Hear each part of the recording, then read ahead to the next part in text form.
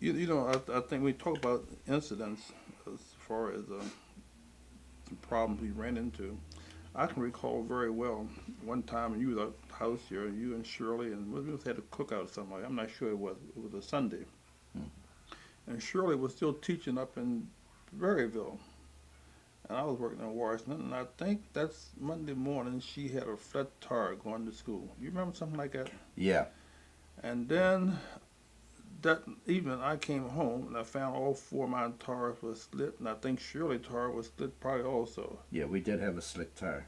Right. Mm. And I often wonder about many times we had our tires slit and different things happened to them. Mm-hmm. And after you, and Shirley went speeding up there, she had a blowout and probably would have killed her. Right.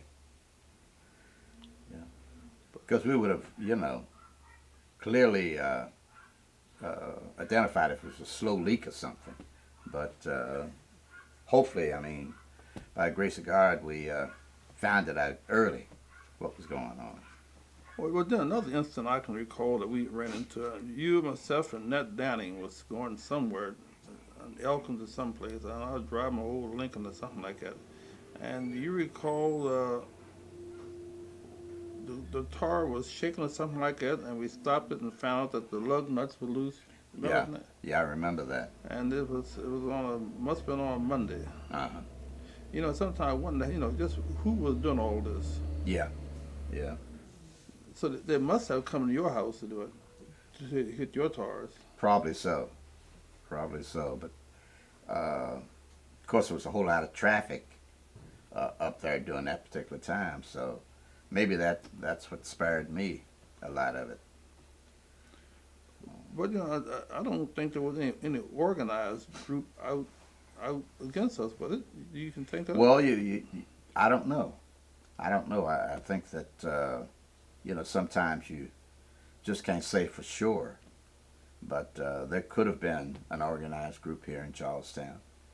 Uh, I think you'll remember in later years when we had the Niagara movement, Ku Klux Klan came down to Hoppers Ferry, and we found out they were, I think, from nearby Maryland, if I'm not mistaken.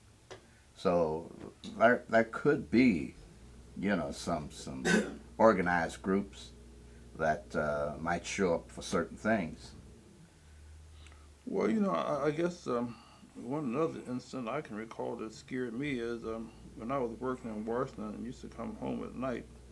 I used to get off the carpool down at the People Drugstore, and there used to be a car parked. Well, one time there was a car parked right down in front of my yard. Mm. And I never forget it. This man was sitting in there and looking out back over here someplace. And I came on in the house, and Barbara told me the car had been sitting there for some time. Then she told me to go and get my grandson so we can get ready to eat. So I walk on down the road here and going back there, and what the all field back here, but Bishop Baltimore was there then.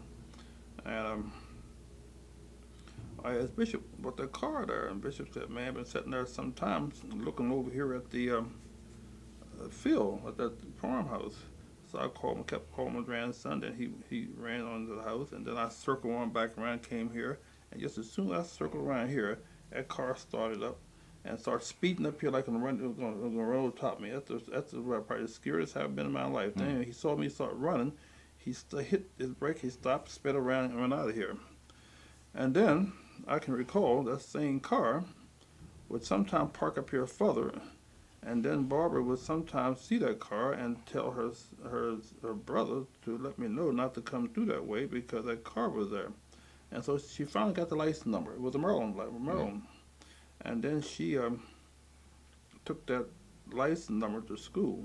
One of her teachers' husband was on a fire department or police department somewhere, and they traced the number down, the license number down. It was somebody over around Boonesboro, Maryland, Mm-hmm. That area, and or Braddock's Heights, Maryland, I think it's from. Yeah. And so finally, I had to go to the local police. When I saw them parked up here one day, the Ransom police, and the Ransom police went there and got the guy while he's in the car. And I don't know what happened after that, but after that, I never saw the car no more. Mm-hmm. And I never get one time I was so scared. I was going on a trip. I had to come down to the church. I'll never forget that time. You were down at the church, and I asked you to keep an eye on my house because I was worried that something was going to happen. That's one of the first time I really worried that someone was really going to attack my house. Mhm. You recall that time? Yeah.